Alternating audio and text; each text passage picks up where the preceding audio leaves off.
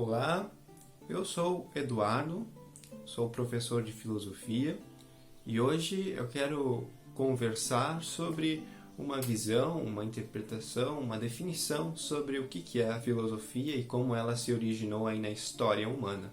A filosofia vai começar a aparecer como o nome filosofia a partir do século VI a.C. na Grécia. A Grécia em especial porque todas as circunstâncias históricas, todo o contexto histórico daquele local proporcionou com que as pessoas pudessem pensar de uma maneira diferente. Esse pensar diferente a gente pode representar e encontrar uma figura histórica chamada Tales de Mileto. Tales de Mileto ele foi uma pessoa comum para sua época.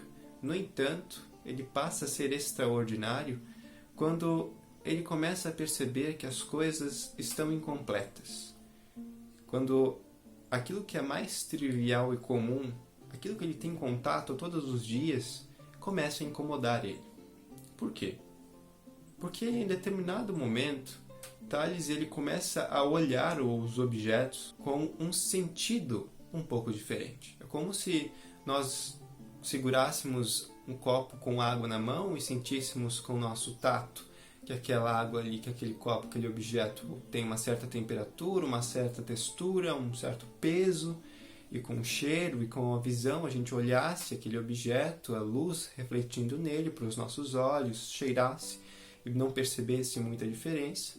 No entanto, Tales sentia as coisas com algo um pouco mais profundo, um pouco mais além daquilo que os sentidos físicos do corpo dele poderiam informar. Tales desde então começa a ficar nauseado, mal-estar muito grande, porque afinal tudo que ele passou a conhecer desde então sempre esteve com essa parte faltando, sempre esteve propenso a ser interpretado de uma maneira um pouco mais além daquilo que ele poderia sentir com o corpo. Nesse sentimento, Tales posteriormente vai fundar aquilo que se chamaria filosofia.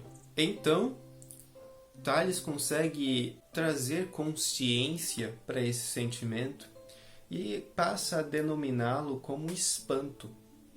É quando você se repara que todas as coisas que você vivia até então e todos os objetos que você tinha contato até então possuem um significado além daquilo que é evidente com os nossos sentidos do corpo e possuem uma ligação mais profunda e muito mais complexa. É quando você consegue perceber que todos os objetos possuem uma explicação que você não faz a mínima ideia de qual seja. Esse espanto, esse susto, essa forma de admiração, ela tem dois tipos de finalidade. Quando você transforma esse susto numa forma de combustível para um interesse em conhecer de fato a coisa como ela é e encarar esse desconhecido partindo então de uma reflexão séria e concisa, com muita coragem em se deparar com diversas coisas que podem comprometer todo o seu sentido até então.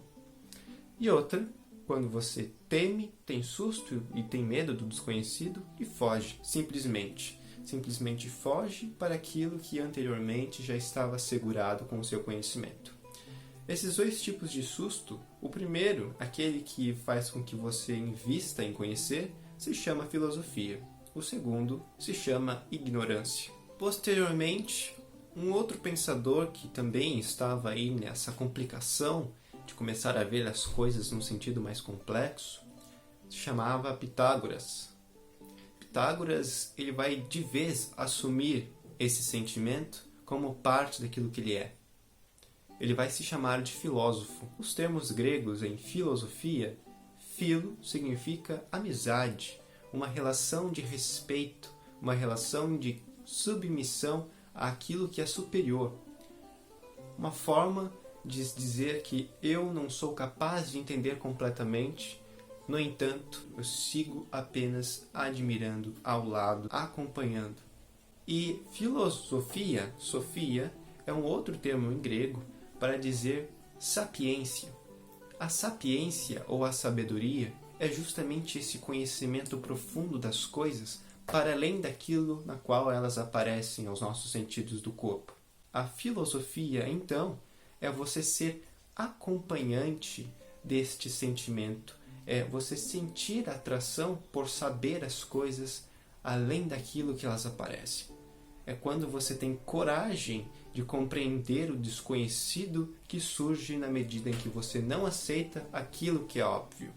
Mais especialmente, o termo filosofia também tem outras explicações, dizendo que, segundo os gregos, a sapiência ou a sabedoria pura das coisas, essa parte aí que nós não conseguimos entender sem fazer um esforço intelectual, ela era dote divino, era parte do entendimento dos deuses.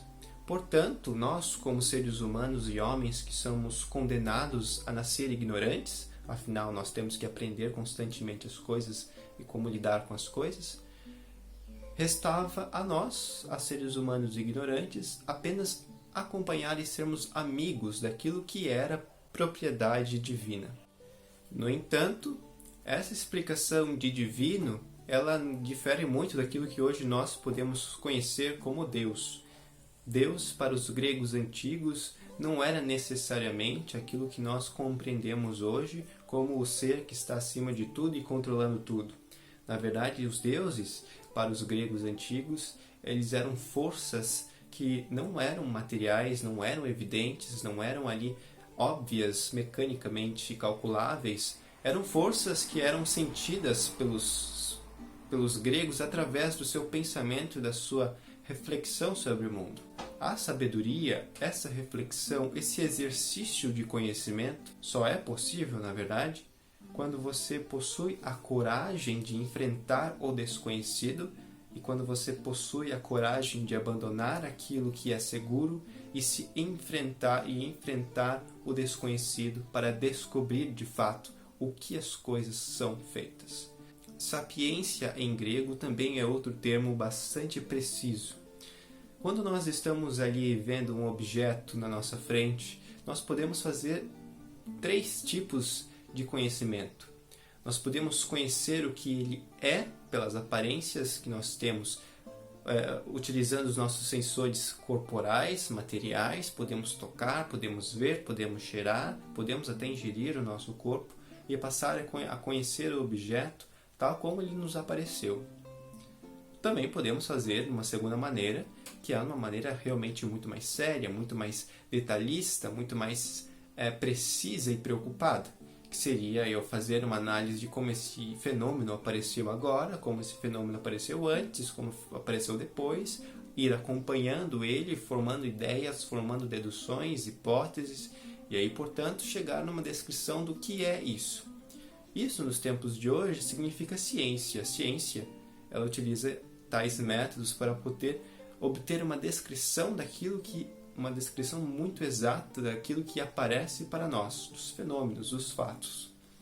E, no entanto, aí que está a sapiência, é você ver esse objeto para além daquilo que materialmente ele é. É você compreender que o fato que ocorre na sua vida tem explicações muito mais profundas daquilo que nós podemos deduzir apenas observando como ela aparece.